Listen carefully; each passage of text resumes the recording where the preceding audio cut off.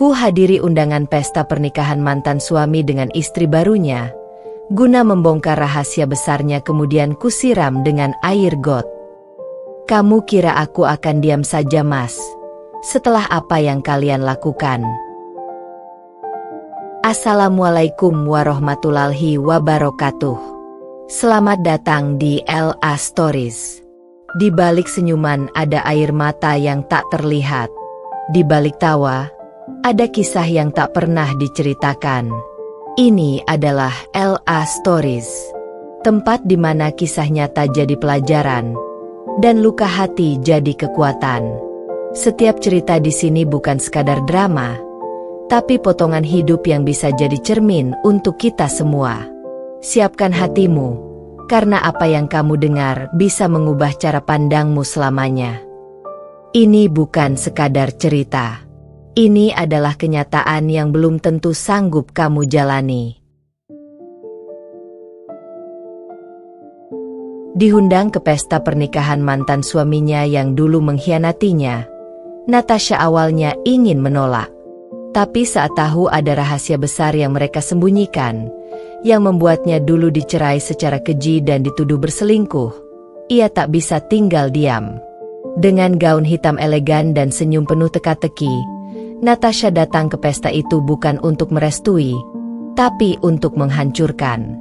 Di hadapan para tamu keluarga besar dan undangan terhormat, ia buka satu persatu borok sang mantan, hingga terungkap aib terbesar yang selama ini ditutupi. Dan puncaknya, sebaskom air got busuk ia siramkan ke wajah mantan suami dan istri barunya, tepat di altar pesta. Bukan sekadar balas dendam, ini adalah keadilan. Kamu kira aku akan diam saja, Mas? Like kalau kamu dukung kisah perempuan kuat yang bangkit dari pengkhianatan. Komentar pendapatmu tentang aksi Natasha. Siapa yang paling pantas kena karma? Subscribe buat dapetin update cerita penuh emosi, harga diri, dan plot twist tajam lainnya. Sebelum masuk ke ceritanya, jangan lupa absen dulu Bunda. Bunda semuanya dari daerah mana saja. Dan bagi yang sudah subscriber semoga rezekinya lancar. Kertas itu kusobek berkali-kali, lalu kutempel lagi. Bukan karena aku bodoh, tapi karena tanganku gemetar. Hati ini terlalu sesak antara ingin tertawa sinis atau menangis meraung. Undangan itu, dengan amplop coklat bertekstur mewah dan huruf timbul mengkilap emas, adalah bentuk penghinaan paling halus sekaligus keji yang pernah kuterima seumur hidup. Fajar, Ratna. Dua nama itu berdiri angkuh di tengah kartu undangan. Di bawahnya, tertera dengan jelas tanggal dan lokasi acara, disertai dengan kutipan ayat manis yang dibungkus kepalsuan. Dan di antara tanda-tanda kekuasaannya adalah dia menciptakan untukmu pasangan hidup agar kalian merasa tenang. Tenang? Lugu. Tenang dari hasil menginjak harga diri orang lain? Tenang setelah menghancurkan rumah tangga perempuan lain? Setelah merampas segalanya dariku lalu membuangku seperti sampah. Kini mereka bersatu dan berani mengundangku untuk menghadiri kebahagiaan mereka? Betapa kurang ajarnya. Aku memandangi undangan itu lagi. Mataku berkabut. Rasanya seperti luka lama kembali disayat. Sudah 3 tahun sejak Fajar menuduhku berselingkuh, dengan bukti yang katanya tak terbantahkan, dan mengusirku dari rumah tengah malam hanya dengan baju tidur yang melekat di tubuh. Ia tidak memberikan kesempatan sedikit pun bagiku untuk menjelaskan. Bahkan ketika aku menangis memohon agar ia membuka hatinya barang sedikit, ia justru berkata dengan wajah yang amat dingin, "Aku jijik melihatmu, Tasha. Mulai sekarang, kamu bukan siapa-siapa lagi." Dan sekarang, dia mengundangku ke pernikahannya, seolah-olah luka itu belum cukup dalam. Kini ia menusuk lagi dengan segenap kekuatan. Tapi kali ini, aku bukan Natasha yang dulu. Bukan wanita lemah yang diam saat diinjak. Bukan perempuan polos yang masih berharap belas kasih dari pria keji yang mempermainkan hidupku. Tanganku mengepal. Ku cari tempat duduk. Nafasku terengah. Aku duduk, menarik napas panjang, lalu membuka undangan itu sekali lagi, kali ini dengan kepala dingin. Ku tatap nama itu. Lama sekali. Ratna. Si perempuan halus berbaju putih yang dulu sering datang ke rumah dengan dalih urusan kerja. Dengan senyum palsu, membawa kue, dan menyelipkan tatapan menusuk ke arahku. Aku terlalu naif, terlalu percaya, hingga tak menyadari bahwa tikus itu sedang membangun sarangnya di belakang punggungku. Dan kini mereka menikah. Dengan bangga. Dan aku diundang. Untuk apa? Untuk dipermalukan? Untuk membuatku tampak kalah? Atau hanya agar mereka bisa puas melihat aku meringis? Pura-pura kuat saat mereka tersenyum di pelaminan? Tapi sayangnya, mereka tidak tahu satu hal. Aku akan datang. Bukan untuk menangis. Bukan untuk meminta maaf. Dan bukan untuk memberi selamat. Tapi untuk membayar semua luka. Membuka semua kebusukan yang mereka sembunyikan. Dan mengembalikan setiap rasa sakit yang pernah mereka tanamkan padaku. Dengan harga berkali-kali lipat. Dan aku tahu rahasia itu. Sesuatu yang bisa menghancurkan pernikahan mereka bahkan sebelum malam pertama dimulai. Aku berdiri. Malam ini, aku tak akan tidur. Akan kupersiapkan semuanya. Gaun terbaikku, penampilan terbaikku, dan rencana yang sudah bertahun-tahun kupendam dengan telaten. Jika mereka pikir aku akan diam, mereka salah besar. Kamu pikir aku akan tinggal diam, Mas?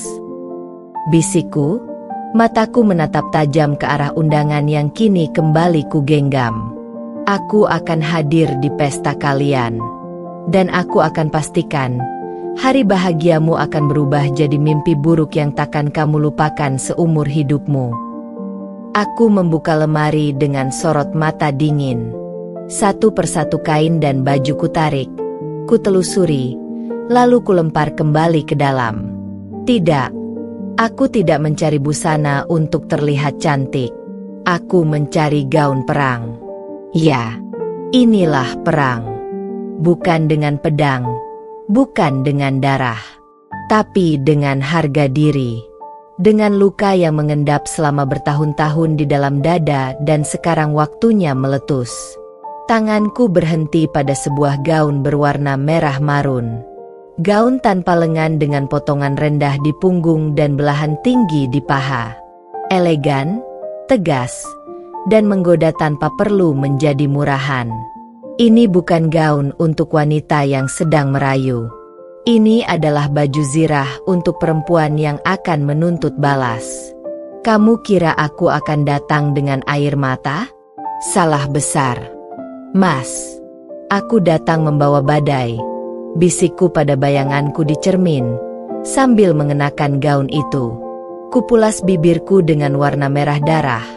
Kuku kutajamkan dengan gel warna hitam pekat. Rambut panjangku kusanggul setengah. Sisanya dibiarkan jatuh menjuntai seperti rantai kegelapan. Sepasang heels berwarna perak dan tas kecil elegan melengkapi penampilanku. Namun senjata utamaku bukan di luaran, tapi di dalam tas mungil itu. 1 lembar dokumen, 3 foto, dan 1 flash disk. Bukti-bukti yang selama ini kusembunyikan, yang dulu tidak sempat kuberikan ke Fajar karena keburu dia mengusirku. Aku menyimpan semuanya, bukan karena berharap suatu hari dia akan sadar, tapi karena aku tahu waktuku akan datang. Dan waktuku adalah sekarang. Aku menatap jam. Masih 2 jam lagi sebelum resepsi itu dimulai. Lokasinya di sebuah gedung mewah milik keluarga Ratna. Ya, tentu saja. Mereka memang dari golongan atas. Tapi mereka tidak tahu bahwa kekuatan terbesarku bukan di dompet, melainkan di kebenaran yang mereka tutupi. Kubuka ponsel. Chat grup alumni kantor masih aktif. Gosip soal pernikahan Fajar dan Ratna ramai dibahas. Banyak yang mencibir di belakang, meski di depan mereka mengucap selamat. Kutahan tawa. Lucu sekali. Tak satu pun dari mereka tahu bahwa pesta itu akan menjadi acara paling menghebohkan tahun ini. Bahkan bisa masuk media. Jika aku mau, aku menghubungi seseorang. Semua sudah siap. Tanyaku. Di ujung telepon terdengar suara laki-laki, tenang dan jelas. Tenang, sayang. Semua sudah standby. Kamera tersembunyi, live stream, dan bukti pendukung sudah terintegrasi. Begitu kamu memberi sinyal, aku mulai. Aku tersenyum. Bagus. Pastikan tidak ada yang bisa dihapus, termasuk rekaman suaranya. Yes. Malam ini, kebenaran akan menjadi tamu utama pesta itu. Aku menutup panggilan. Dia adalah Raihan, teman sekaligus penyelamat hidupku setelah bercerai. Dia tahu semuanya. Dia melihat kehancuranku. Dan dia yang membantu aku menyusun rencana ini. Kami bukan pasangan. Tapi dia satu-satunya lelaki yang membuatku merasa tidak sendiri ketika dunia membungkamku. 1 jam kemudian, aku berdiri di depan cermin sekali lagi. Kukira aku akan gugup. Ternyata tidak. Yang kurasakan justru ketenangan yang luar biasa. Mungkin ini yang namanya keadilan. Bukan soal membalas, tapi mengembalikan sesuatu ke tempat yang seharusnya. Kebenaran, harga diri, dan luka yang tak semestinya dibiarkan membusuk. Aku melangkah keluar. Mobil hitam menunggu di depan apartemenku. Supir membukakan pintu. Aku masuk, menyilangkan kaki, dan membiarkan lampu kota Jakarta menyinari wajahku malam itu. Tunggu aku, Mas. Aku akan datang, dan kamu tidak akan pernah melupakan malam ini, bisikku dengan mata yang menyala. Gedung itu berdiri megah seperti istana modern. Dinding kaca tinggi menjulang, lampu-lampu gantung kristal bersinar terang dari langit-langitnya, dan karpet merah tergelar sempurna menyambut para tamu. Mobil-mobil mewah parkir berderet. Musik lembut mengalun. Tamu-tamu berdatangan dengan senyum palsu yang menutupi rasa ingin tahu mereka terhadap pesta pernikahan yang dikabarkan sebagai pernikahan termegah tahun ini. Aku turun dari mobil. Langkah kakiku mantap di atas heels. Tubuhku menjulang dalam balutan gaun merah marun yang kontras dengan pakaian para tamu perempuan lainnya yang rata-rata memilih warna pastel. Seolah-olah semesta tahu, akulah pusat perhatian malam ini. Tamu yang tak diundang, tapi yang akan paling diingat. Petugas penyambut tamu tampak gugup ketika aku mendekat. Tangannya sedikit gemetar melihat namaku tak terdaftar dalam undangan. Tapi aku tetap tersenyum. Kamu boleh tahan aku, tapi kamu juga harus siap menghadapi apa yang akan terjadi kalau aku tidak masuk. Petugas itu menelan ludah. Dia tampak ragu, apalagi saat kulirik kamera CCTV di atas kepala kami. Lepaskan aku masuk atau semua orang di dalam akan tahu kalau ada tamu penting yang sedang kau halangi. Dia mundur, dan aku melangkah masuk. Seketika suasana jadi dingin. Semua mata memandangku. Bisik-bisik mulai terdengar. Beberapa tamu tampak mengenaliku. Beberapa lainnya hanya menatap dengan rasa ingin tahu bercampur cemas. Aku bisa merasakan aura ketegangan menyebar pelan-pelan, seperti kabut dingin yang menyusup ke sela-sela kebahagiaan palsu. Dan di ujung ruangan, di atas pelaminan, berdiri 2 orang yang seketika kehilangan senyum mereka saat melihatku. Fajar dan Ratna. Fajar tampak kaku. Matanya membulat. Napasnya tertahan. Tangan yang menggenggam tangan Ratna tiba-tiba melemas. Sementara Ratna, wajahnya berubah. Dari angkuh menjadi tegang. Dari cerah menjadi pucat. Aku terus berjalan, tanpa menunduk. Setiap langkahku seperti denting bom waktu. 1, 2, 3. Dan kini aku berdiri tepat di depan panggung. Senyumku tetap tenang, meski di dalam dada ini bergemuruh. Selamat malam, semuanya. Aku hanya mampir sebentar, untuk memberikan hadiah kepada kedua mempelai. ucapku lantang. Suaraku menggema dan menghentikan alunan musik. Orang-orang menatapku. Fajar tampak panik. Dia berusaha turun dari panggung dan mendekatiku. "Alia, kamu ngapain kesini?" Aku tertawa pelan. Tawa sinis. Bukan gila, tapi tawa orang yang sudah menanggung luka bertahun-tahun dan akhirnya bisa mengembalikannya. "Tenang, Mas. Aku hanya ingin memberikan sesuatu yang mungkin kalian lupakan. Sebuah kenangan dan sebuah pengingat." Tanganku membuka clutch kecilku. Perlahan, kuangkat satu dokumen, satu foto, dan satu flash disk. "Ini surat bukti pernikahan kalian yang belum pernah kau urus perceraian resminya." "Iya, Mas. Kamu masih menikah denganku di KUA. Jadi pernikahanmu malam ini adalah pelanggaran hukum." Suara tamu-tamu mulai gaduh. Beberapa merekam dengan ponsel. Beberapa mendekat. Beberapa mundur. Takut terkena percikan konflik. Ratna memucat. Bibirnya gemetar. "Kamu bohong. Kamu fitnah." Aku tersenyum manis. "Sayang, aku tidak pernah seceroboh itu membawa fitnah ke pesta orang. Ini ada di sistem KUA. Silakan cek." Dan belum selesai mereka tercengang, aku mengangkat satu lagi, foto. Foto yang menunjukkan Fajar dan seorang perempuan lain. Bukan Ratna, bukan aku, tapi wanita yang lain. Di hotel, dengan cap waktu yang jelas. "Oh iya, Mas, ini bonus. Untuk menjelaskan kenapa aku dulu keluar dari rumah dengan hanya membawa baju di badan. Karena kamu terlalu sibuk tidur dengan sekretaris baru kita saat itu, bukan?" Tamu-tamu gaduh. Ada yang menutup mulut, ada yang tersenyum geli, dan ada juga yang terlihat puas. Karena rupanya, banyak juga yang menyimpan luka terhadap Fajar, hanya tak berani bicara. Dan sebelum aku pergi, aku membuka botol kecil berisi air keruh yang kubawa dalam tas. Air got. Air yang sengaja kuambil dari belakang rumah kontrakanku yang dulu, tempat aku dibuang setelah perceraian palsu yang tak pernah diurus secara sah itu. Dan di hadapan semua orang, kuayunkan botol itu, dan kusiramkan ke dada jas mahal Fajar. "Bir." Fajar terkejut, terdorong ke belakang. Jasnya basah, bau menyengat. Tamu-tamu berteriak. Ratna menjerit. Para kru resepsi panik. Dan aku hanya berdiri tenang. "Itu hadiahku. Mas, dari selokan tempat dulu kau buang aku bersama harga diriku. Tapi kini, aku yang mengembalikannya padamu."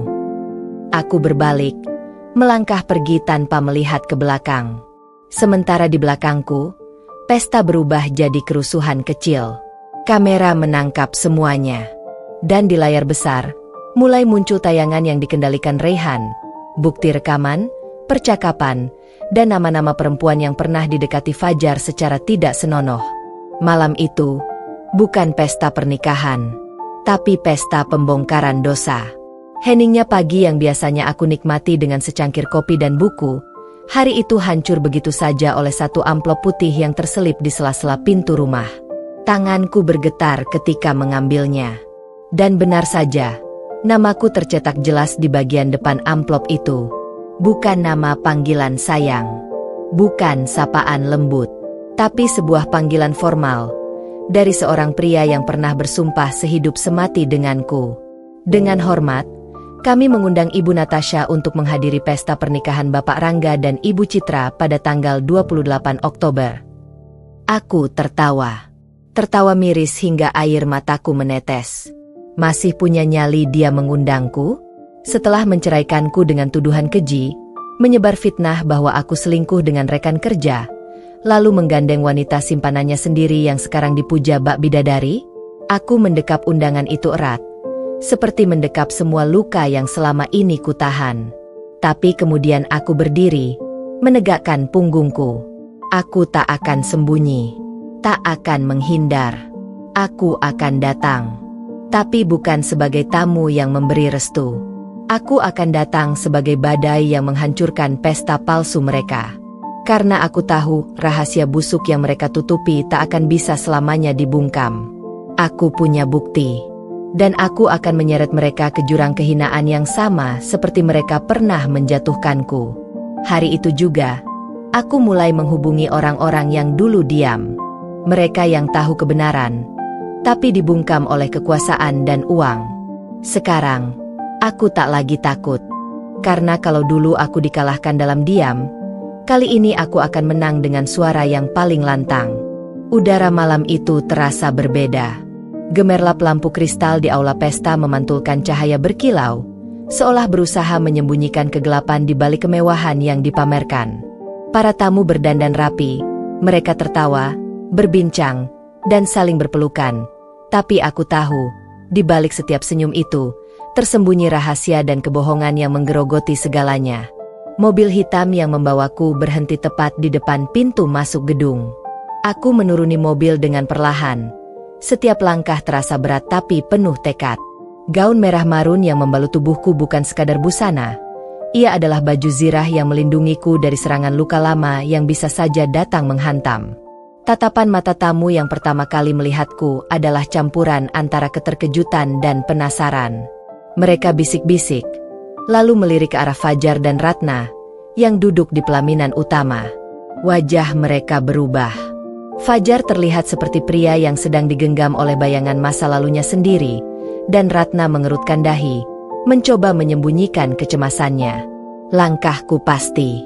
Aku menyapa beberapa tamu dengan senyum dingin, menimbulkan rasa tak nyaman pada mereka yang dulu dia membiarkan luka ini terjadi. Seolah aku berkata tanpa suara, aku di sini bukan untuk berteman, tapi untuk membongkar. Di dalam dadaku, bergolak tumpukan emosi, sakit, marah, kecewa, namun juga harapan yang tumbuh perlahan, harapan akan keadilan yang akan kutuntut malam ini. MC mengumumkan acara akan segera dimulai. Para tamu mulai duduk. Lampu sedikit meredup, musik perlahan menghilang. Semua mata tertuju ke pelaminan. Aku berdiri di belakang, menanti momen tepat. Tiba-tiba, sebuah desakan di dalam diriku muncul. Ini saatnya aku bersuara. Saatnya aku menghentikan kebohongan dan tirani yang selama ini kujalani dalam diam. Aku mengangkat tangan, lalu melangkah maju dengan keyakinan yang tak tergoyahkan. Suasana menjadi hening. Semua mata menatapku, bisikan berhenti, dan waktu seakan melambat. MC terkejut namun tetap mengangguk memberikan mikrofon. Selamat malam. Suaraku terdengar jelas dan penuh ketegasan. Aku hadir di sini bukan sebagai tamu, tapi sebagai saksi dan korban dari sebuah kebohongan besar yang telah mengoyak hidupku selama bertahun-tahun. Tatapan terkejut dan kaget mulai merebak. Fajar dan Ratna saling berpandangan. Ketegangan mulai terasa. Aku tahu rahasia kalian. Aku tahu kenapa aku dicerai secara tidak adil. Dan aku tahu mengapa malam ini kalian berani merayakan kebahagiaan yang dibangun di atas penderitaan orang lain. Aku mengambil napas dalam-dalam, menahan air mata yang hampir pecah. Malam ini aku di sini untuk mengungkap semuanya. Dan aku berjanji, ini baru permulaan. Suara-suara mulai bergema, beberapa tamu mulai merekam dengan ponsel mereka. Aku merasa kekuatan mengalir kembali dalam darahku. Aku bukan lagi korban yang akan dibungkam. Aku adalah wanita yang siap berdiri tegak, menuntut keadilan, dan membalas semua luka dengan kebenaran yang tidak bisa mereka sembunyikan. Di dalam ruangan mewah itu, di tengah tatapan penuh kejutan dan kemarahan, aku memulai babak baru dalam hidupku. Babak pembalasan yang telah lama kutunggu. Suasana pesta yang semula riuh dan meriah mendadak berubah menjadi senyap.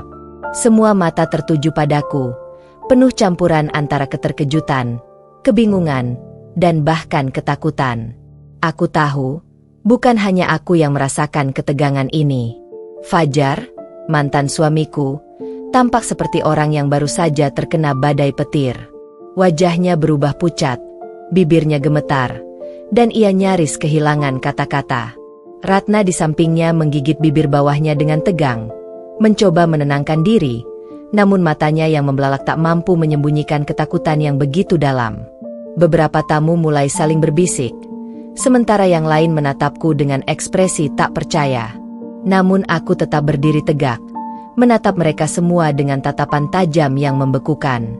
Di balik sorot mata itu, tersembunyi segala luka yang pernah mereka buat, segala penghinaan yang pernah mereka lemparkan padaku, serta tekad yang tak akan pernah luntur untuk menuntut keadilan. Kedua mata itu, mata Fajar dan Ratna, menangkap tatapanku dan seperti mencoba mencari celah untuk menghindar, tapi aku tahu, malam ini mereka tak akan bisa bersembunyi. Aku menahan napas sejenak dan berkata dengan suara yang lebih tegas.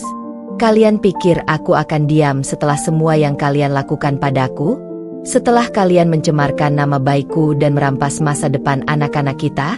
Salah besar. Aku melangkah perlahan ke depan, membuat jarak dengan pelaminan yang megah tapi penuh kepalsuan itu. Semua orang masih terdiam, menyimak setiap kata yang keluar dari mulutku. Fajar, aku punya bukti-bukti yang selama ini kau sembunyikan. Bukti bahwa selama ini kau bukan suami yang setia. Bahwa kau menipu tidak hanya aku, tapi juga keluarga dan semua orang yang percaya padamu. Fajar menggigit bibirnya, mencoba mengelak dengan tatapan menantang. Tapi aku teruskan. Dan Ratna, kamu yang sudah tahu bahwa aku adalah istrinya tapi tetap memilih bermain api? Aku harap malam ini semua orang tahu siapa dirimu sebenarnya. Satu demi satu tamu mulai merekam dengan ponsel mereka. Beberapa mengangguk setuju, sementara yang lain hanya bisa terdiam. Aku tahu, tatapan dingin mereka ke arah Fajar dan Ratna adalah tanda bahwa malam ini, reputasi mereka akan mulai runtuh. Dan aku berdiri di sini bukan hanya untuk membalas, tapi untuk membebaskan diri dari semua belenggu masa lalu. Tatapan membekukan itu bukan hanya milikku. Itu adalah suara wanita yang selama ini dibungkam, kini bangkit untuk menuntut haknya. Semua tamu terdiam, menunggu sambutan dari pengantin pria yang malam itu jadi pusat perhatian selain aku. Fajar melangkah maju ke depan panggung. Dadanya berdebar hebat. Wajah yang dulu selalu penuh percaya diri kini tampak memucat. Bibirnya bergetar saat berusaha tersenyum. Ia tahu, kedatanganku malam ini bukan untuk mengucapkan selamat, tapi untuk menghancurkan mimpinya yang baru saja dibangun di atas reruntuhan kebohongannya. Saat ia mulai berbicara, suaranya lirih dan bergetar. Sesekali terdengar serak yang menandakan betapa ia berusaha menahan tekanan batin yang menghimpitnya. Terima kasih atas kehadiran semua. Aku tidak menyangka Natasha akan datang malam ini, ujarnya dengan nada yang terkesan dipaksakan. Kerumunan tamu saling berpandangan. Bisik-bisik mulai terdengar. Ada yang berbisik heran, ada yang menahan tawa kecil, dan ada pula yang mulai menunjukkan rasa simpati padaku. Ratna duduk di samping Fajar. Wajahnya yang biasanya penuh kesombongan kini terlihat ketakutan. Matanya yang berkilat penuh kecemasan sesekali menyelinap menatap ke arahku. Penuh dendam sekaligus takut akan apa yang akan kulakukan. Fajar mengusap keringat di dahinya dan melanjutkan dengan suara yang nyaris tak terdengar. Ini adalah hari yang sangat berarti bagi kami. Aku berharap semua orang bisa menikmati acara ini dengan damai dan tanpa gangguan. Kata gangguan itu keluar dari mulutnya dengan nada yang sangat menyakitkan bagiku. Seolah aku ini makhluk asing yang berani mengacaukan kebahagiaan mereka. Aku menatapnya dingin, kemudian dengan langkah tenang berjalan ke arah panggung, menarik perhatian semua orang. Aku mengambil mikrofon dari tangan MC yang tertegun, dan suaraku memecah keheningan ruangan. Gangguan? Aku? Tidak. Mas Fajar. Aku di sini bukan sebagai gangguan, tapi sebagai kebenaran yang selama ini kau coba sembunyikan. Tatapan Fajar berubah menjadi marah, tapi juga penuh ketakutan. Ia mencoba berkata sesuatu, tapi aku terus menyela. Kalian menikah di atas pondasi kebohongan dan pengkhianatan yang kau buat. Aku tahu semua rahasiamu, semua tipu muslihat yang kau jalankan di belakang punggungku, dan malam ini aku hadir dengan bukti yang akan menghancurkan semua dusta itu. Suasana menjadi mencekam. Suara-suara mulai terdengar gemetar. Beberapa tamu mulai merekam menggunakan ponsel. Ada yang mulai bersimpati padaku, sementara yang lain saling memandang dengan ekspresi tidak percaya dan penuh penasaran. Ratna terlihat sangat gelisah. Kedua tangannya menggenggam erat gaunnya. Bibirnya bergetar seperti ingin menangis atau mungkin marah tak terkendali. Fajar mulai kehilangan kendali. Dadanya naik turun cepat. Wajahnya berubah merah padam. Ia seperti berusaha mengumpulkan keberanian.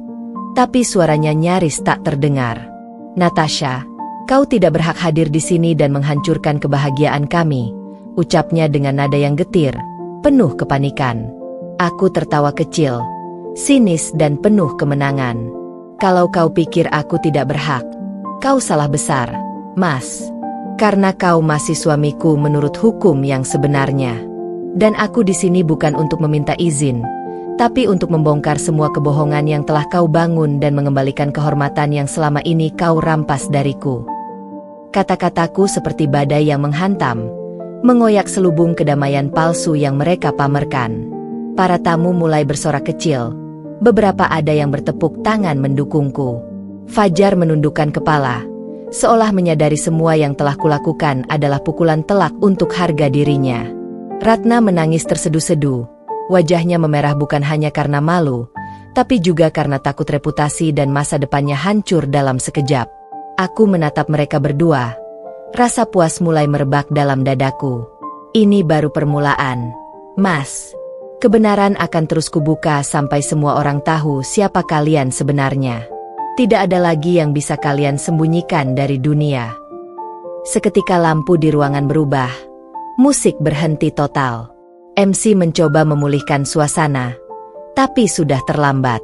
Semua orang terpaku pada drama yang sedang terjadi di hadapan mereka. Aku melangkah turun dari panggung, menyisakan Fajar dan Ratna dalam keremangan malu dan panik.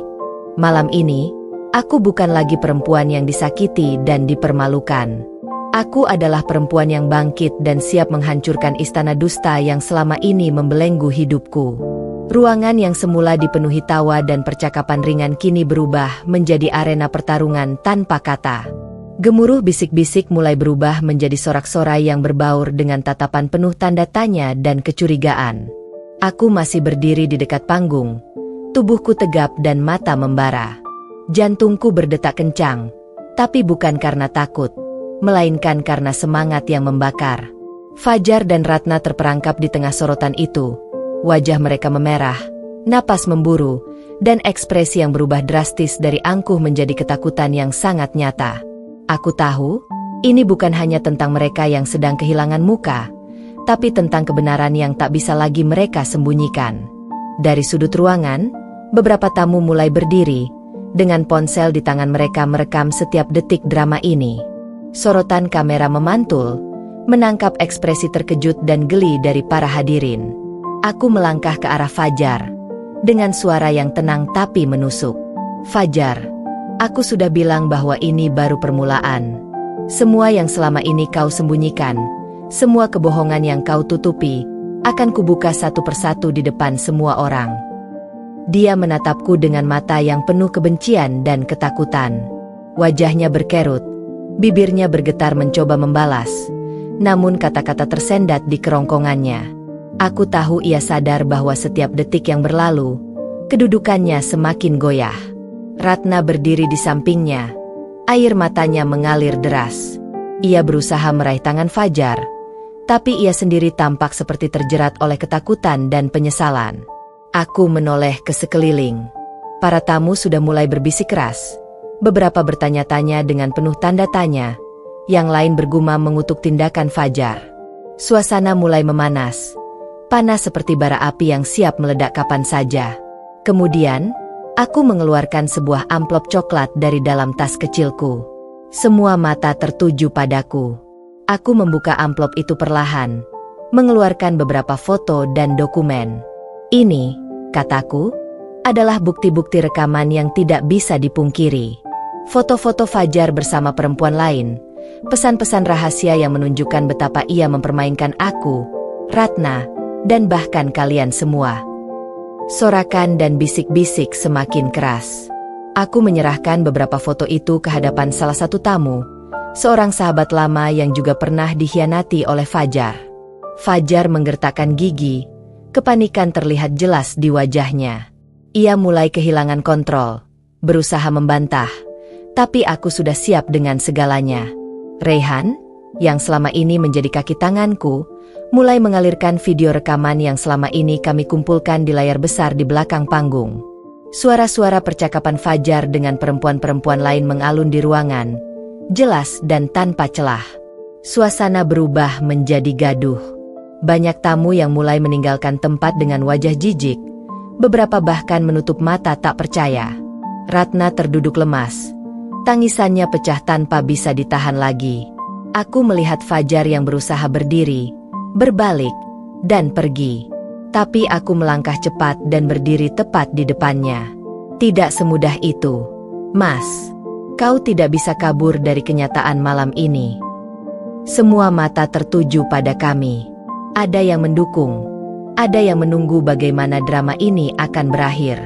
Aku menatap Fajar dengan dingin dan berkata, "Aku datang bukan untuk berdamai. Aku datang untuk membongkar semua kebohongan dan menuntut balas atas semua luka yang kau buat." Lalu aku mengangkat botol kecil berisi air keruh. Air got yang kuambil dari tempat aku dibuang saat kau mengusirku dulu. Di depan semua orang, tanpa ragu, aku siramkan air itu ke jas mahal Fajar. Biur. Tamu-tamu terkejut. Ada yang berteriak. Beberapa tertawa sinis. Fajar terpaku. Jasnya basah dan bau busuk menyebar ke seisi ruangan. Aku melangkah mundur, menatap penuh kemenangan. Malam ini, kau bukan hanya kehilangan istrimu, tapi juga harga dirimu. Dan aku bebas. Bebas dari belenggu masa lalu, bebas untuk melangkah ke depan. Api kemarahanku membakar setiap inci luka yang pernah kau buat. Dan aku yakin, malam ini adalah titik balik. Tangisku dulu tak pernah kalian dengar. Jerit kesakitanku dulu tak pernah kalian pedulikan. Tapi malam ini, jerit kebinasaan kalian akan menjadi hiburan manis bagi seluruh dunia. Saat air got itu menyentuh jas mahal yang baru saja dikenakan Fajar di hari pernikahannya, bau busuknya menyebar cepat, menembus jas, kemeja, bahkan menyusup ke kulitnya, seolah menyatu dengan segala kebusukan di dalam hatinya. Fajar terdiam sejenak. Semua tamu tertegun, seolah tak percaya apa yang baru saja mereka saksikan. Tapi detik berikutnya, jeritannya memecah ruangan. "Gila kau, Naya! Kau gila!" Aku tertawa. Tertawa keras. Bukan tertawa bahagia, melainkan tawa puas, getir, dan penuh kemenangan. Iya, aku gila. Gila karena pernah percaya pada pria sepertimu. Gila karena selama bertahun-tahun hidup bersamamu, aku jadi perempuan yang bahkan tak mengenali dirinya sendiri.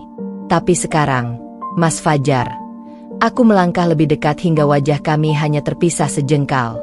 Aku waras. Waras untuk menyaksikan kehancuranmu sendiri. Tepat di hari yang katanya paling bahagia. Ratna berdiri lemas. Wajahnya pucat pasi. Make up yang awalnya dipoles tebal sudah luntur oleh air mata dan keringat dingin. Ia mencoba mendekati Fajar, namun langkahnya goyah. Tatapan tamu-tamu membuatnya tercekik oleh rasa malu yang tak bisa ditelan. "Fajar, ini apa? Apa maksudnya semua ini?" isaknya, suara lirih penuh gemetar. Fajar membalas dengan bentakan. "Diam, Ratna. Ini semua ulah dia. Dia." Aku melipat tangan di dada. "Lucu, Mas. Dulu saat kau dan dia berselingkuh di belakangku, kalian bilang itu takdir. Kau bilang aku terlalu membosankan. Tapi sekarang, saat semua kebusukanmu terbongkar, kau saling menyalahkan? Kalian pikir ini film drama picisan yang bisa berakhir manis setelah menyakiti orang lain seenaknya?" Aku berbalik ke arah para tamu. Di antara mereka, ada wajah-wajah dari masa lalu. Mantan rekan kerja Fajar, mantan tetangga kami, bahkan sahabat-sahabat Ratna yang dulu ikut mencibirku. Kali ini, mereka semua tak bisa membela. Mulut mereka terbungkam oleh kenyataan yang terlalu memalukan untuk dibantah. Dari belakang ruangan, seorang pria berdiri. Raihan. Sosok yang diam-diam membantuku mengumpulkan semua bukti perselingkuhan Fajar. Ia melangkah maju sambil membawa sebuah speaker portable. Aku rasa kalian belum lihat semua, kata Raihan tenang. Ia menekan tombol di ponsel, dan seketika, suara rekaman terdengar memenuhi aula. Tenang aja, sayang. Kalau dia rewel, tinggal bilang dia gila. Siapa juga yang percaya sama dia? Dia cuma perempuan kampungan yang gak akan punya bukti. Asal kamu nurut, semua harta dia bisa kita habisin pelan-pelan. Anggap aja kita bikin dia bangkrut sebelum kita tinggalin. Suara Fajar. Jelas. Tanpa celah. Dan tak bisa dibantah. Ratna terduduk. Ia menutup mulutnya. Tubuhnya gemetar hebat. Kau kata apa? Fajar? Kau rencanakan ini? Uangku semua? Kini giliran Ratna yang menjerit. Kau penipu. Kau pembohong. Para tamu mulai meninggalkan tempat dengan wajah kecewa. Beberapa berteriak kesal. Bahkan ada yang melempar bunga dan gelas ke arah panggung. Dasar cowok bajingan. Sia-sia gue dateng jauh-jauh. Ternyata pernikahan palsu begini. Ini pesta pernikahan atau drama aib. Aku berjalan perlahan menuju pintu keluar. Tapi sebelum pergi, aku menoleh sekali lagi. Selamat malam, Mas Fajar. Dan selamat datang di neraka yang kalian bangun sendiri. Saat aku membuka pintu, Raihan menahanku sejenak dan berkata, kau yakin sudah cukup? Aku menggeleng perlahan. Belum. Ini baru pembuka. Aku belum bicara soal kasus penipuan uang keluarga yang selama ini dia tutupi. Aku akan ajukan laporan. Ini baru permulaan kehancuran panjangnya. Raihan tersenyum, menatapku dengan bangga. Kalau begitu, mari kita buat babak berikutnya lebih menarik. Dan saat aku melangkah keluar, udara malam terasa lebih hangat dari biasanya. Langit kota seolah ikut merayakan langkah baruku. Bukan sebagai perempuan yang tersakiti, tapi sebagai perempuan yang berhasil bangkit dan menghancurkan mereka yang menginjak harga dirinya. Malam itu, pesta mewah berubah menjadi kuburan reputasi. Dan aku adalah peti matinya. Keesokan paginya, sebelum mentari sempat menyentuh ujung atap rumah-rumah kota, video kehancuran pesta pernikahan Fajar dan Ratna sudah tersebar luas. Tidak hanya tersebar di grup-grup WhatsApp keluarga, tapi juga menjadi trending topik nomor 1 di berbagai platform media sosial. Tagar pernikahan God, suami penipu, dan Ratna disiram menggema bagai bom waktu yang baru saja meledakkan seluruh wajah palsu mereka ke hadapan dunia. Astaga AA, ini pernikahan atau pentas karma? Tulis salah satu netizen dalam video berdurasi 2 menit 43 detik yang memperlihatkan detik-detik aku menyiram air got ke Fajar dan Ratna. Ada-ada aja orang zaman sekarang. Nikah pakai jas mahal tapi otaknya kotor kayak air got. Komentar netizen lain yang langsung mendapat ribuan like dan retweet. Video itu tidak hanya menyebar cepat, tapi juga diunggah oleh beberapa akun gosip dan infotainment. Dalam hitungan jam, wajah Fajar dan Ratna menjadi bahan tertawaan nasional. Dan tak lama kemudian, perusahaan tempat Fajar bekerja, sebuah kantor konsultan keuangan ternama, turut menjadi sasaran publik. Perusahaan sekelas itu ternyata punya karyawan penipu dan predator rumah tangga? Bahaya. Gimana klien bisa percaya kalau pegawainya aja ngerampok harta istrinya sendiri? Manajer HRD perusahaan itu langsung mengeluarkan pernyataan resmi. Kami tidak mentolerir tindakan yang mencemarkan nama baik institusi dan akan segera mengambil langkah tegas terhadap yang bersangkutan. Tak perlu menunggu waktu lama. Fajar langsung dipanggil ke kantor dan dipecat di tempat. Tanpa pesangon. Tanpa surat referensi kerja.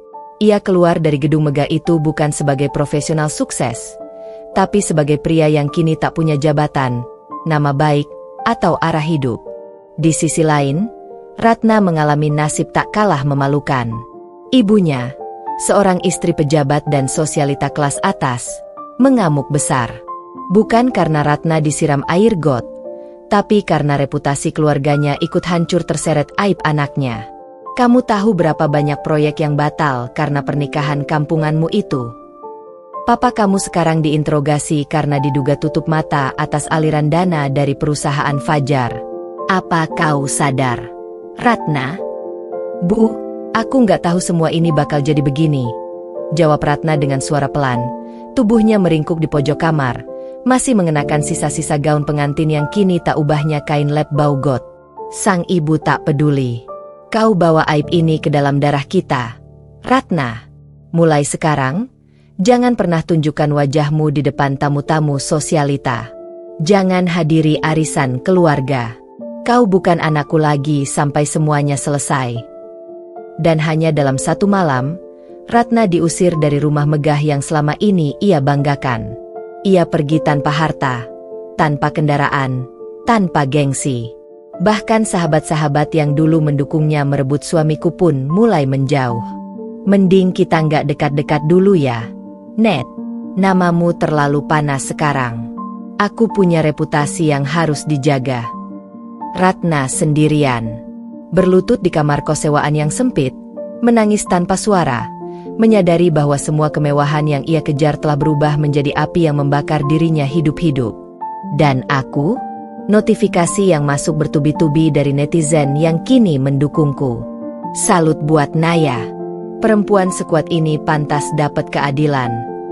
Aku ikut nangis waktu lihat dia berdiri dengan bangga setelah disakiti bertahun-tahun. Ini baru wanita tangguh. Bahkan salah satu akun media sosial menghubungiku untuk membuat sesi wawancara khusus. Aku menolak. Bukan karena aku tidak ingin dikenal, tapi karena aku tahu, aku belum selesai. Ini belum klimaks. Ini baru langkah awal dari pembalasan yang lebih besar. Aku membuka folder khusus di laptopku. Folder yang berisi bukti-bukti transaksi keuangan Fajar selama masih bersamaku, dan semua aliran dana mencurigakan yang ternyata berkaitan dengan penggelapan pajak dan manipulasi laporan klien di perusahaannya dulu. Aku sudah menyerahkan salinannya ke pihak berwenang. Aku ingin dia bukan hanya kehilangan pekerjaan. Aku ingin dia masuk bui. Aku ingin dia dihukum oleh hukum negara, setelah selama ini menghukumku dengan ketidakadilan yang dibalut cinta palsu. Dan malam itu, saat dunia maya masih riuh membicarakan kehancuran Fajar dan Ratna, aku menatap langit malam dengan rasa tenang yang belum pernah kurasakan selama bertahun-tahun. Bukan karena dendamku selesai, tapi karena untuk pertama kalinya dalam hidupku, aku tidak takut lagi. Suasana pengadilan negeri pagi itu lebih padat dari biasanya. Media, wartawan infotainment, aktivis perempuan, hingga mahasiswa hukum memenuhi ruang sidang 2B, tempat di mana kasus dugaan penggelapan, manipulasi laporan pajak, dan penipuan publik yang melibatkan Fajar, mantan suamiku, akan disidangkan perdana. Fajar yang dulu begitu pongah dengan jas mahal dan mobil mewahnya kini duduk lesu di kursi terdakwa. Wajahnya kusam, tak terawat, jasnya lusuh, dasinya miring. Ia tampak seperti pria yang kehilangan segalanya, dan memang itulah kenyataannya. Di sebelahnya duduk pengacara yang jelas tak sekelas firma hukum sebelumnya. Pengacaranya kini hanya seorang penasihat hukum umum dari lembaga bantuan hukum yang sepertinya ditunjuk karena Fajar tak mampu lagi membayar pengacara pribadi. Sebuah ironi pahit untuk pria yang dulu menyombongkan diri dengan sebutan manajer keuangan kelas elit. Aku hadir di ruang sidang. Duduk tegak di deretan bangku saksi. Mengenakan blazer hitam elegan dan sepatu hak yang kukenakan dengan penuh percaya diri. Aku bukan lagi perempuan yang dulu hanya bisa menangis saat dipukul harga diri dan diseret ke tanah kehinaan oleh suami dan mertuanya. Aku adalah korban yang bangkit. Dan lebih dari itu, aku adalah saksi utama dalam persidangan ini. Semua mata tertuju padaku saat hakim memintaku maju ke kursi saksi.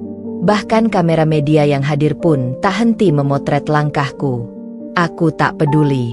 Aku berdiri dengan kepala tegak. Wajah Fajar langsung pucat ketika mataku menatap lurus ke arahnya. Saudari saksi, bisa dijelaskan latar belakang laporan yang saudari ajukan kepada pihak berwajib hingga membawa terdakwa ke meja hijau? Tanya hakim.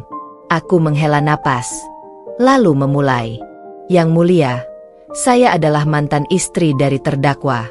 Selama pernikahan kami, saya sempat menjadi penjamin dalam beberapa transaksi bisnisnya.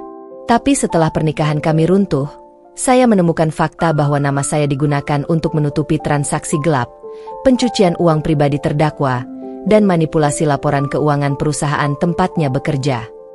Suara mikrofon ruang sidang merekam jelas suaraku yang tegas.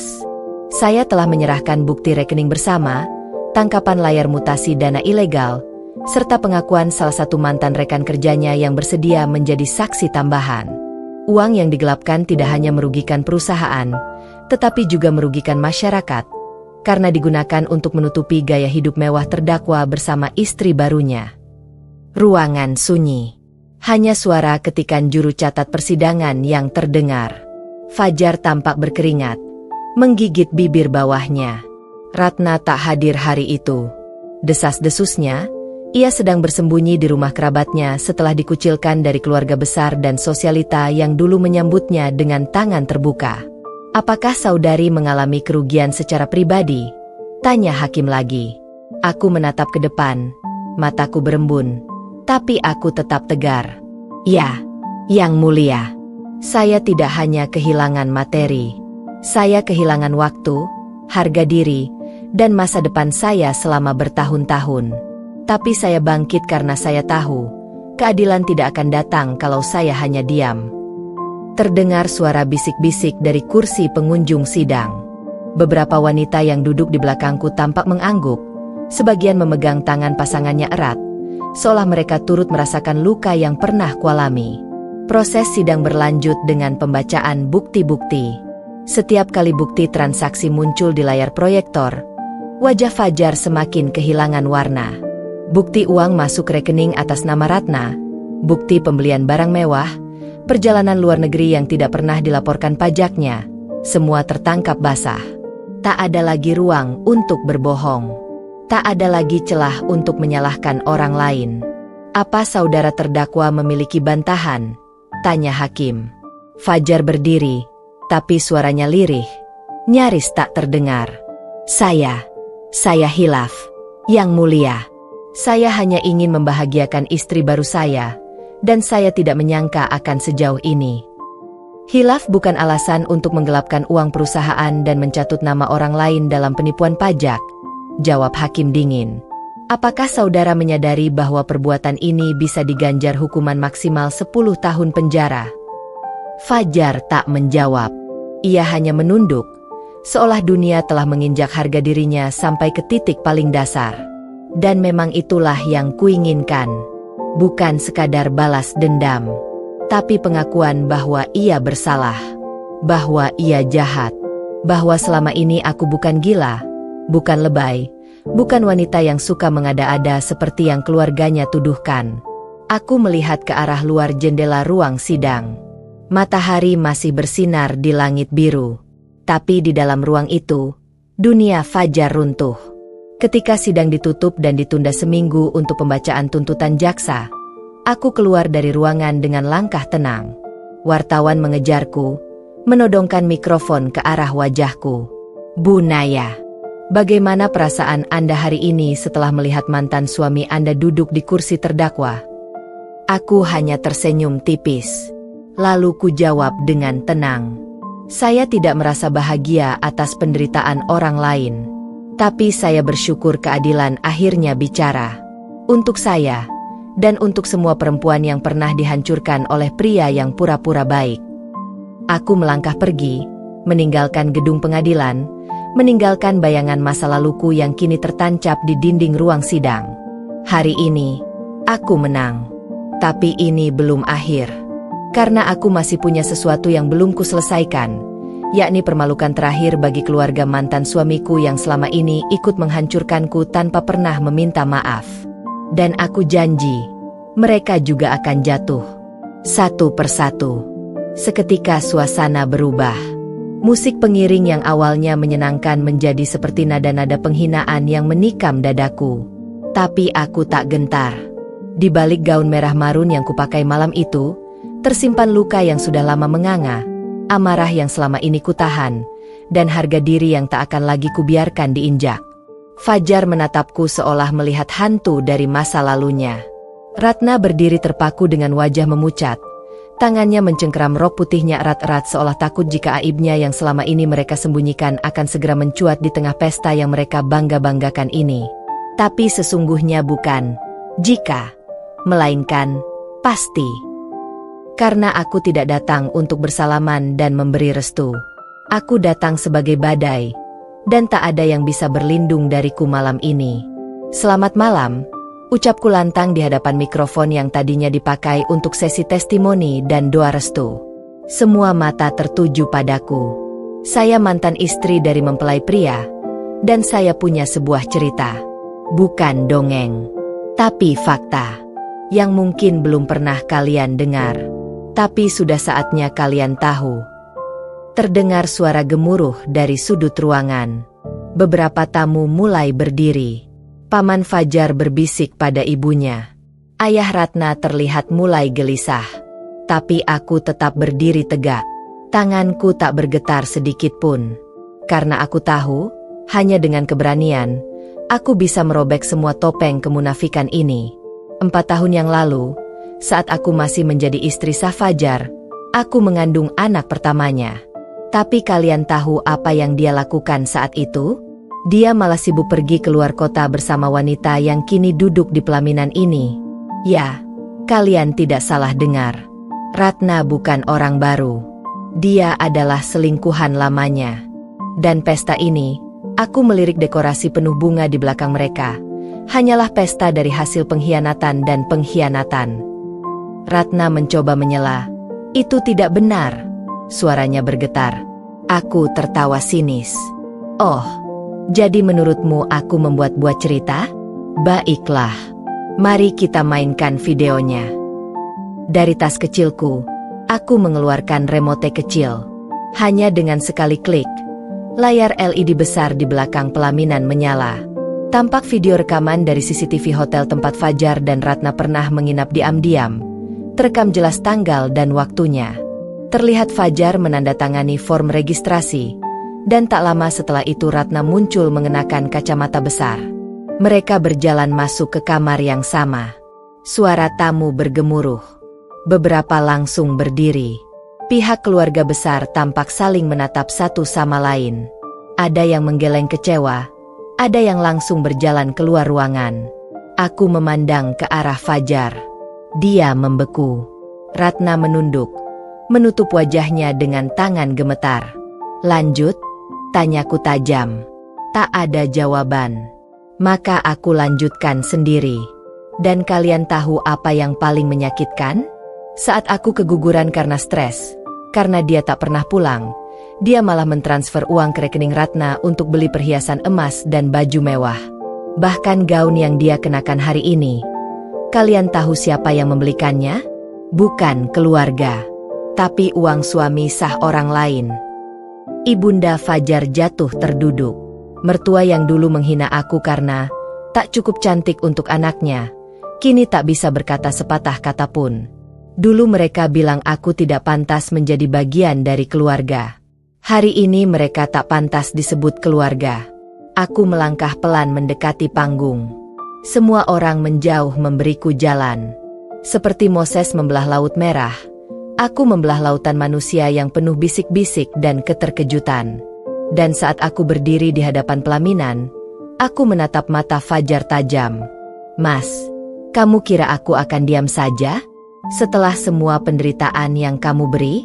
Hari ini aku siram semua kenangan busuk kita dengan kenyataan. Dengan tangan mantap, aku membuka botol kecil yang kubawa, isi air got dari rumah kos Ratna waktu mereka tinggal diam-diam di sana. Aku angkat tinggi-tinggi dan tanpa ragu, kusiramkan ke wajah Fajar dan Ratna. Teriakan memenuhi ruangan. Beberapa tamu menjerit. Wartawan yang hadir langsung memotret cepat-cepat. Semua orang tahu, pesta ini akan menjadi berita utama. Tapi aku tak peduli. Aku hanya ingin satu hal. Harga diriku kembali. Dan malam itu, aku mendapatkannya. Suara kamera masih berderu. Kilatan blitz memenuhi ruangan. Tamu-tamu kalangan atas yang tadi sempat memuji keanggunan pesta itu kini berdiri saling berbisik. Sebagian buru-buru pergi, dan sebagian lainnya dengan muka penuh penasaran menatap ke arah panggung. Tempat aku berdiri setelah menyiram wajah mantan suamiku dan istri barunya dengan air got yang baunya langsung memenuhi seisi ruangan. Aku tahu ini gila. Tapi aku juga tahu, aku sudah cukup waras untuk bertahun-tahun hidup dalam kebusukan yang mereka bungkus sebagai rumah tangga. Kali ini, biar mereka yang mencicipi rasa busuknya. Fajar membeku. Tangan Ratna menggigil saat berusaha mengelap wajahnya dengan tisu. Tapi noda bau dari air got itu tidak akan hilang semudah itu. Sama seperti noda kelicikan mereka yang selama ini kututupi rapat-rapat demi nama baik keluarga. Apa-apaan ini? Suara lantang Ibu Fajar memecah keheningan. Ia berdiri dengan wajah yang merah padam, hampir histeris. Kau gila? Ya, Nadia. Kau memalukan kami semua di depan keluarga dan orang penting. Aku menatap wanita tua yang dulu menyuruhku masak dengan tangan yang masih berdarah setelah melahirkan. Wanita yang mengusirku keluar rumah di malam hujan saat aku demam karena keguguran. Memalukan? Ibu baru merasa malu sekarang? Saat semua orang sudah tahu siapa anak ibu yang sebenarnya? Saya dulu tidak pernah memalukan kalian. Bahkan setelah ditampar, dihina, dijadikan budak. Tapi hari ini, giliran saya kembalikan semua rasa malu itu ke tempatnya, ke kalian. Ibu Fajar melangkah maju hendak menamparku. Tapi Ayah Ratna tiba-tiba berdiri dari kursinya. Jangan, bentaknya. Semua orang terdiam. Ayah Ratna, yang selama ini dikenal sebagai tokoh masyarakat terpandang, dengan langkah cepat naik ke panggung. Wajahnya tegang, penuh amarah. Ia menarik tangan Ratna keras, membuat wanita itu hampir terjatuh dari pelaminan. Apa ini benar, Ratna? Teriaknya sambil mengguncang bahu anaknya. Ratna menangis, tapi tidak berkata apa-apa. Hanya menunduk dengan tubuh gemetar. Tangisnya tak lagi terdengar menyedihkan, tapi menjijikan. Tangis perempuan yang menangisi kehancuran rencana besar hasil curian dari perempuan lain. Apa ini benar? Jawab, Ratna. Ayah, lirihnya. Aku mencintainya. Plak, tamparan keras mendarat di pipi Ratna. Semua tamu berseru kaget. Kamera kembali menangkap momen itu. Ayahnya menatapnya dengan kecewa yang tak bisa disembunyikan.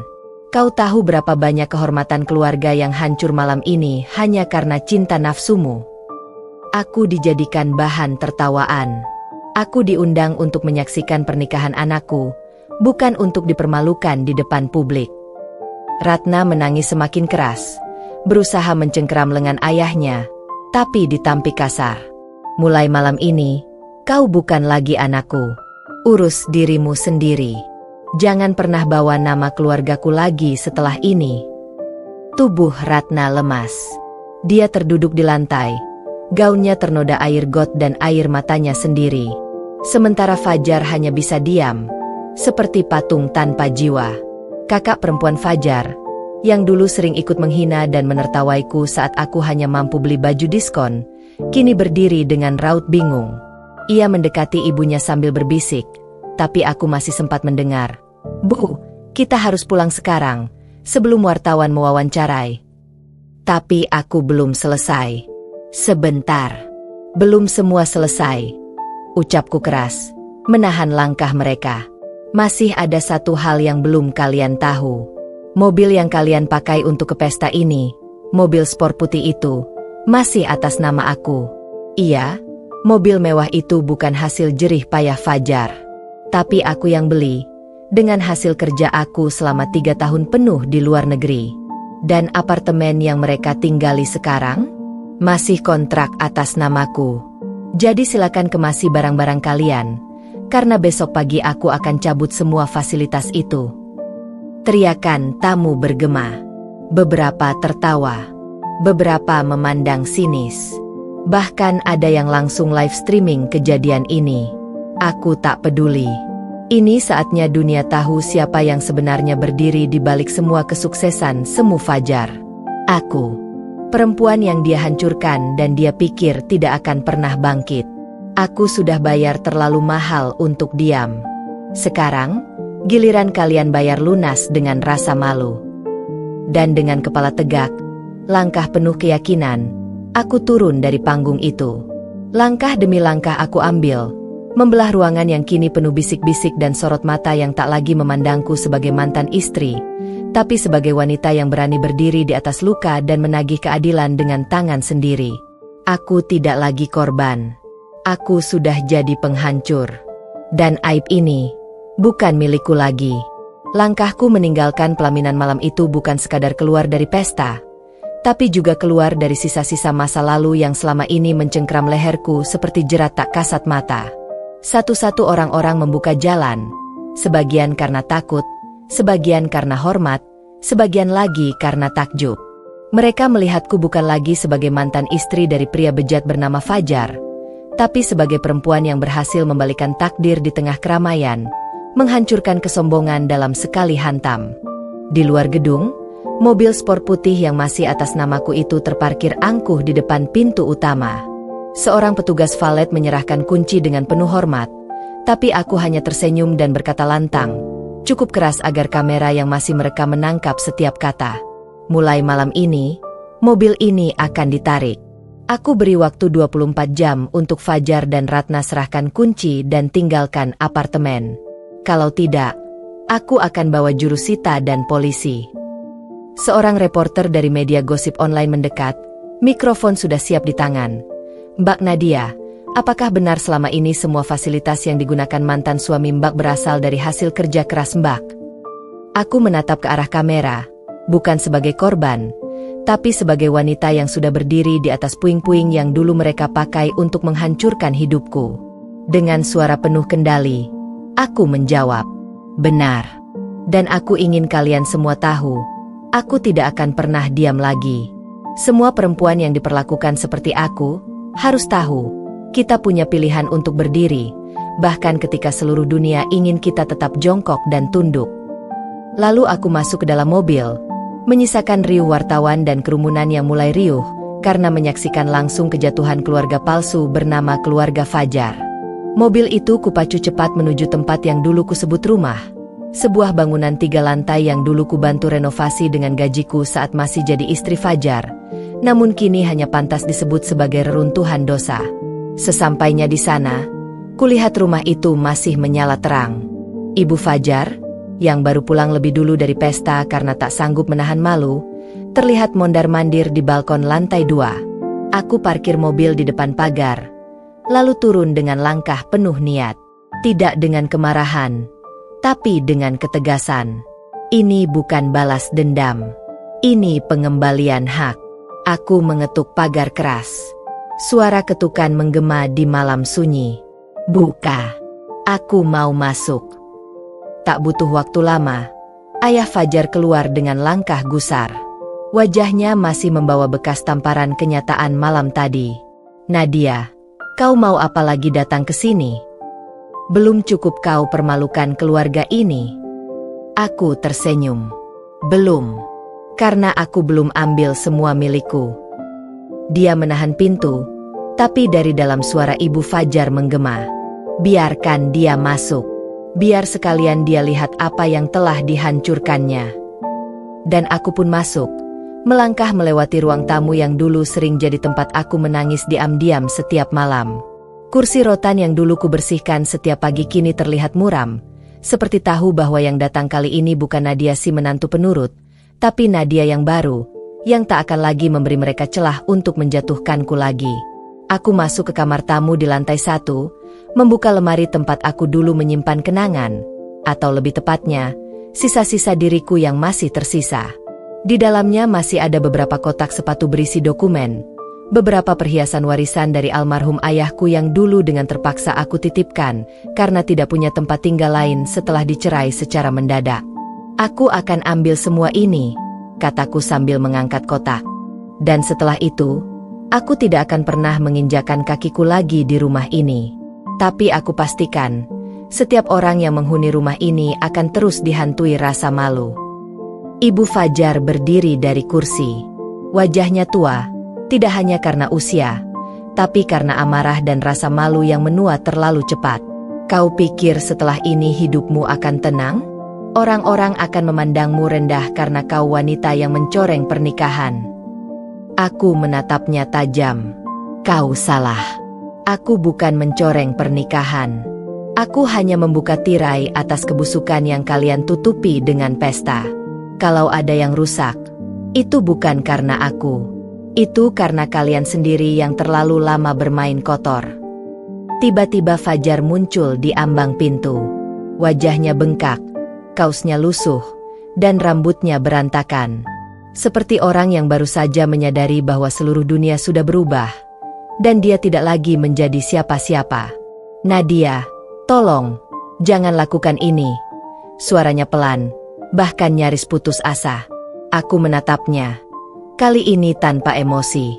Tak ada lagi amarah, tak ada lagi cinta. Hanya kelegaan karena akhirnya aku bisa berkata tanpa ragu. Dulu aku mohon padamu untuk tidak ceraikan aku. Aku mohon supaya kau jangan bawa perempuan itu ke rumah kita. Aku bahkan minta maaf atas hal-hal yang bukan salahku. Tapi hari ini, kau yang berlutut. Dan aku akan tetap berdiri. Dia melangkah mendekat. Tapi aku mundur.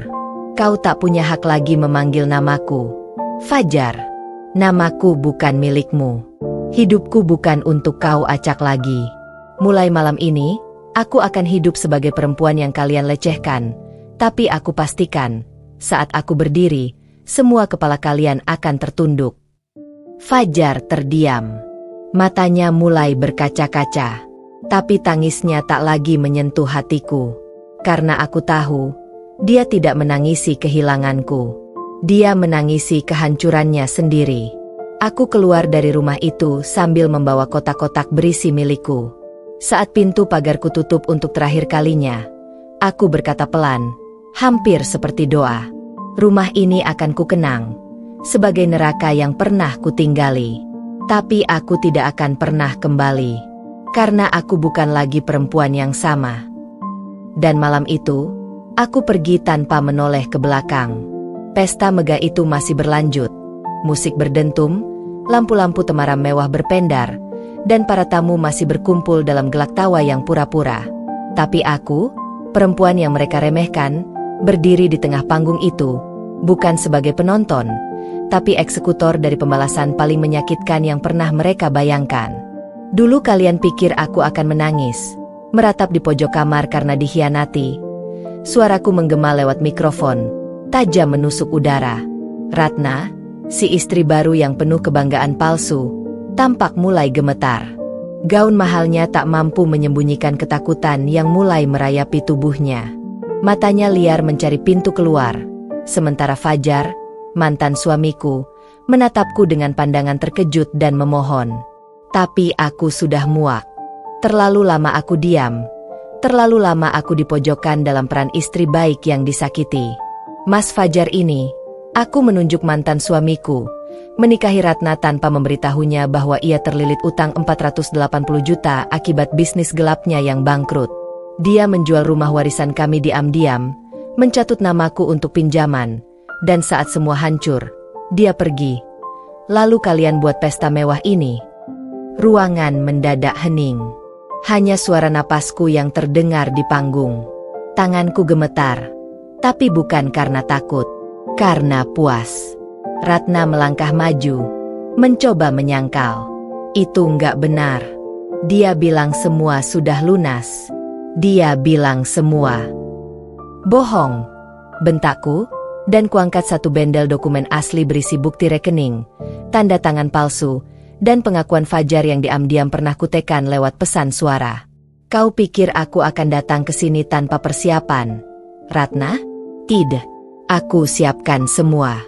Aku rancang ini berbulan-bulan. Aku biarkan kalian lengah. Suara tangis mulai terdengar dari sudut ruangan. Ibunya Fajar, mertuaku dulu, tampak limbung di kursi. Fajar, itu benar? Kamu palsukan tanda tangan mantan istrimu demi nikah lagi. Fajar bungkam. Dia tahu semua sudah tamat. Aku melanjutkan. Dan ini, kuangkat sebotol air kotor bercampur lumpur got yang kutaruh di tas sejak pagi. Ini untuk mimpi kalian yang kotor. Tanpa ragu, kuayunkan botol itu, menyiram Ratna dari kepala hingga dada. Gaun putihnya ternoda, wajahnya penuh lumpur, rambutnya basah kuyup. Teriakan menggema. Beberapa tamu berdiri. Kamera ponsel menyala. Sekarang rasakan bagaimana rasanya dipermalukan di depan orang banyak, teriakku. Kalian kira aku hanya wanita lemah? Aku adalah badai yang kalian bangkitkan sendiri. Ratna menjerit. Fajar mencoba melindunginya, tapi terlalu terlambat. Semua sudah direkam, semua sudah tersiar. Aku berbalik dengan kepala tegak, meninggalkan panggung, meninggalkan mereka yang hancur karena kesombongannya sendiri. Di luar gedung, langit mulai gerimis. Tapi aku tak peduli. Hujan tak akan pernah bisa menandingi badai yang baru saja kulepaskan malam ini. Suara gemuruh tamu yang panik, Ratna yang menjerit penuh kehinaan, Fajar yang terduduk lesu menatap wajah istrinya yang basah berlumpur, dan keluarganya yang membisu dalam ketidakpercayaan. Semuanya masih membekas dalam pikiranku saat aku melangkah keluar dari gedung resepsi yang mewah itu. Langkahku mantap, seakan setiap jejak kakiku adalah simbol kebangkitan seorang perempuan yang selama ini hanya dianggap bayangan di balik nama suaminya. Tapi malam ini, bukan aku yang pulang sebagai bayangan. Akulah panggungnya. Akulah badai yang memporak-porandakan segala ilusi kebahagiaan palsu yang mereka bangun di atas kebohongan dan pengkhianatan. Angin malam membelai wajahku. Hujan rintik turun perlahan, membasahi pundakku. Tapi justru di tengah gerimis itulah, senyum kecil mengembang di bibirku. Bukan senyum dendam semata, tapi senyum lega. Karena akhirnya aku tak lagi menanggung beban itu sendirian. Belum jauh aku berjalan, terdengar suara seseorang mengejarku. Nadia, tunggu. Aku tak perlu menoleh. Aku tahu suara itu. Fajr, jangan ganggu aku, Mas. Ucapku lirih namun dingin, tak memperlambat langkah. Tapi dia tetap mengejarku. Lengah sejenak, tangannya sempat menyentuh pergelangan tanganku. Dengar dulu, aku nggak pernah nyangka kamu bakal. Aku berhenti mendadak, menatapnya tajam. Mas pikir aku akan diam terus? Seperti dulu saat Mas diam-diam jual barang-barangku? Saat Mas pinjam uang atas namaku lalu pergi bersama perempuan lain? Dia terdiam. Aku bukan Nadia yang dulu, Mas. Aku adalah perempuan yang Mas bakar hidup-hidup, tapi justru terlahir lagi sebagai api. Matanya berkaca-kaca, tapi aku tak tergerak. Bahkan saat dia mencoba merendahkan diri, sujud di atas tanah becek, air mata dan lumpur bercampur di wajahnya, aku tetap tak bergeming. Aku hancur. Nat, semua hancur, kamu menang. Aku menggeleng. Bukan soal menang atau kalah, Mas. Ini soal harga diriku yang kalian injak, dan sekarang aku rebut kembali. Tiba-tiba, seorang pria berjas hitam mendekat. Sopir pribadiku. Bu Nadia, mobil sudah siap. Fajar menatap terkejut. Dia baru sadar, wanita yang dia remehkan itu sekarang dikawal sopir pribadi, mengenakan gaun hitam mahal, sepatu hak tinggi dari brand luar negeri, dan memiliki aura yang tak bisa dia sentuh lagi. Aku bukan lagi ibu rumah tangga yang bergantung padanya. Aku sudah bangkit. Aku sudah hidup, dan jauh lebih baik dari sebelum dia menghancurkanku. Aku melangkah masuk ke dalam mobil. Tapi sebelum menutup pintu, aku menatapnya sekali lagi. Kau pikir aku akan datang malam ini cuma untuk membalas dendam? Tidak, Mas. Aku datang malam ini untuk mengubur masa lalu, di depan semua orang, dengan cara yang tidak akan pernah kalian lupakan. Pintu mobil ditutup. Mesin dinyalakan. Mobil melaju meninggalkan tempat pesta yang kini menjadi tempat aib terbesar dalam hidup mantan suamiku dan istri barunya. Dan di dalam mobil, aku membuka ponsel. Notifikasi media sosial membanjir. Video penyiraman air got yang dilakukan olehku telah menyebar. Komentar-komentar membanjiri akun Instagram Ratna dan Fajar. Baru nikah udah ketahuan bobroknya. Pantesan nikah buru-buru. Ternyata laki-laki tukang ngutang. Istri barunya disiram air got? Epic. Aku hanya menghela napas panjang. Bukan karena menyesal, tapi karena tahu, ini baru permulaan dari kejatuhan mereka. Dunia belum tahu semuanya, tapi mereka akan tahu, pelan-pelan. Karena apa yang telah mereka ambil dariku, akan kuambil balik dengan bunga. Dan mereka akan tahu, ketika seorang perempuan disakiti habis-habisan, maka balasannya bukan sekadar luka, tapi kehancuran.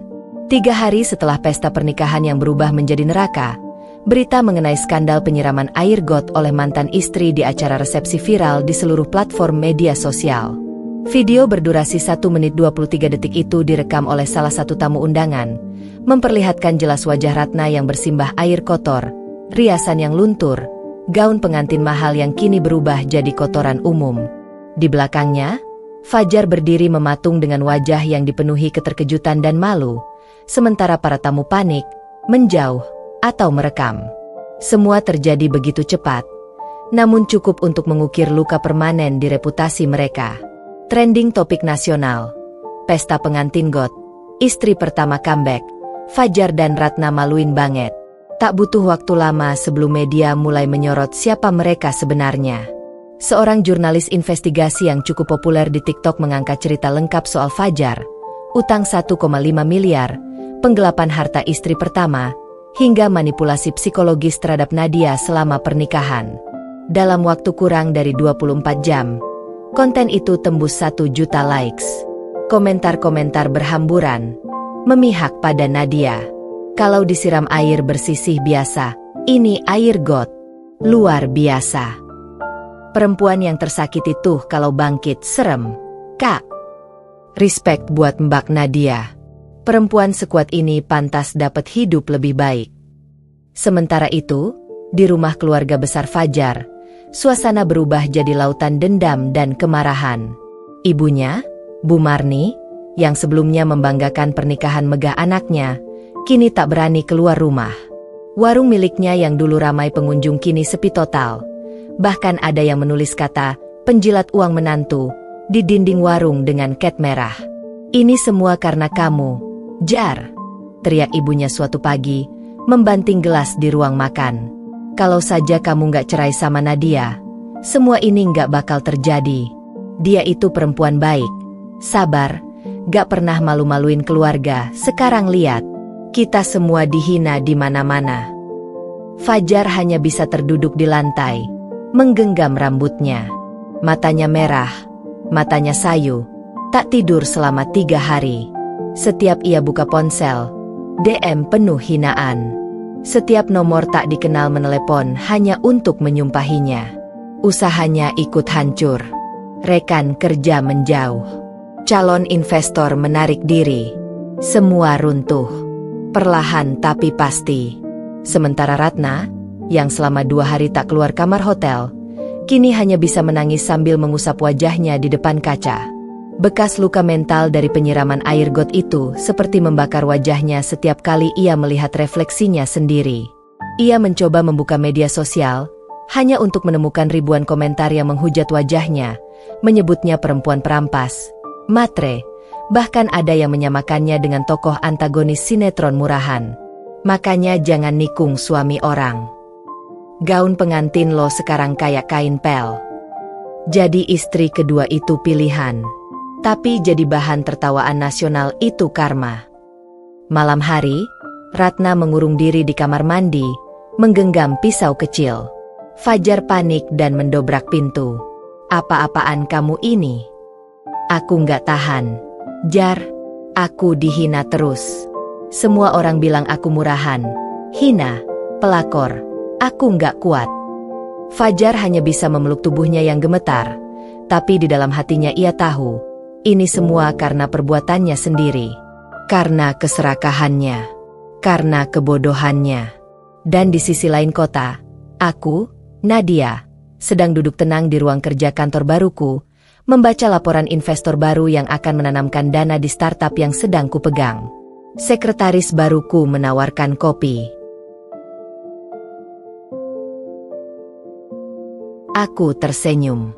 Di meja, ada satu buket bunga dari CEO perusahaan besar yang dulu pernah menolakku karena status janda.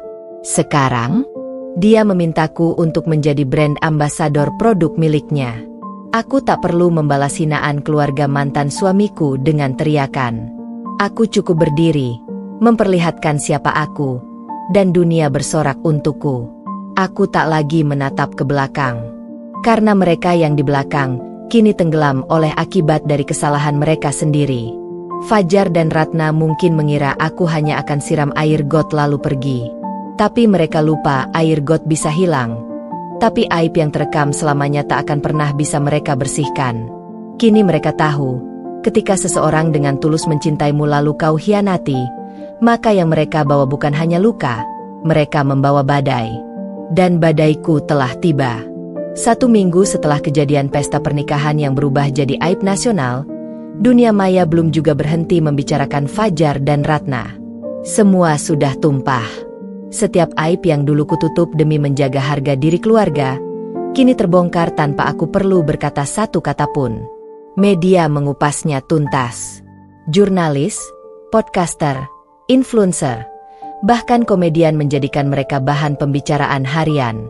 Satu-satunya hal yang lebih memalukan dari video penyiraman air got adalah data lengkap utang Fajar sebesar 1,5 miliar yang disebar oleh salah satu korban investasi bodong yang ternyata dijerat oleh Fajar diam-diam. Polisi pun turun tangan. Surat pemanggilan pun keluar. Nama Fajar bukan hanya viral, tapi masuk daftar pantauan. Di kompleks perumahan tempat orang tua Fajar tinggal, situasi berubah drastis. Dulu, rumah mereka adalah tempat berkumpul. Selalu ramai. Setiap hari ada tetangga mampir. Kini, rumah itu sunyi. Cat dindingnya dicoret dengan tulisan, "Keluarga penipu." Bu Marni menangis setiap malam, memohon pada tetangga agar jangan menghina. Tapi siapa yang bisa menyalahkan mereka? Selama ini, keluarga itu terlalu angkuh. Menganggap diriku bukan siapa-siapa, memperlakukan aku seperti pembantu, lalu menyingkirkanku tanpa ampun demi wanita lain yang lebih berkelas di mata mereka. Hari itu, aku datang ke kantor dinas kependudukan. Bukan untuk mengurus perpanjangan dokumen, tapi untuk satu hal penting. Saya ingin menghapus nama mantan suami saya dari kartu keluarga, kataku dengan tegas sambil menyerahkan dokumen lengkap, termasuk akta cerai, keputusan pengadilan, dan bukti pembayaran hak gonogini yang sudah selesai sejak minggu lalu. Petugas wanita di sana membaca namaku. Senyumnya muncul kecil. "Mbak Nadia, saya tahu cerita Mbak. Saya salut. Mbak kuat banget." Aku tersenyum. Tak perlu membalas pujian itu. Bagiku, ini bukan soal kekuatan. Ini soal bertahan hidup. Ini soal mengembalikan harga diri yang pernah diinjak. Dengan satu cap stempel resmi, nama Fajar hilang dari dokumenku, dari kartu keluarga, dari legalitas hidupku. Tapi ironisnya, di saat aku menghapus namanya, dunia juga sedang menghapus reputasinya. Satu persatu kontrak kerja Fajar dibatalkan. Bahkan akun media sosialnya ditangguhkan setelah ribuan laporan masuk. Salah satu investor terbesar menyatakan akan menempuh jalur hukum karena merasa ditipu. Uang miliaran rupiah yang disangka akan menjadi modal bisnis ternyata diselewengkan oleh Fajar untuk membeli mobil mewah dan mengadakan resepsi mewah. Termasuk cincin kawin yang kini sudah tidak berani dipakai oleh Ratna karena trauma melihat pantulan dirinya di permukaannya. Ratna sendiri jatuh ke titik terendahnya. Psikolog tempat dia konseling membocorkan, secara anonim, bahwa kliennya mengalami trauma sosial akut, tidak berani menatap cermin, menolak keluar rumah, bahkan enggan makan. Berat badannya turun drastis dalam seminggu. Pernah ia mengirim pesan ke salah satu media gosip, meminta mereka berhenti mengunggah ulang video itu. Tapi semua sudah terlambat. Jejak digital tidak bisa dilenyapkan begitu saja. Dan yang paling menyakitkan bagi mereka, video saat jet pribadi datang menjemputku di depan pengadilan agama kini viral kembali. Tapi kali ini dengan narasi baru. Dulu dibuang, sekarang ditinggikan. Video itu dijadikan motivasi oleh ribuan perempuan untuk bangkit dari hubungan toksik. Aku dijadikan simbol. Tanpa aku pernah minta. Tapi diam-diam, aku menangis juga. Karena aku tahu, perjuanganku tak ringan. Aku duduk di balkon apartemen baruku di Jakarta Selatan, memandang langit malam. Ponselku berbunyi. Notifikasi email masuk. Satu undangan resmi sebagai pembicara di forum internasional tentang Women Empowerment Mental Resilience. Aku diminta berbagi kisahku. Bukan sebagai korban, tapi sebagai perempuan yang bangkit. Aku melihat undangan itu, terdiam, lalu tersenyum kecil. Aku tak perlu lagi menjatuhkan Fajar. Dunia sudah melakukannya sendiri. Aku tak perlu membalas Ratna. Hidup sudah mengaturnya dengan adil. Dan ketika malam itu aku menatap langit, aku tahu satu hal dengan pasti. Aku menang. Bukan karena aku balas dendam, tapi karena aku pulih. Dan mereka tidak. Selesai.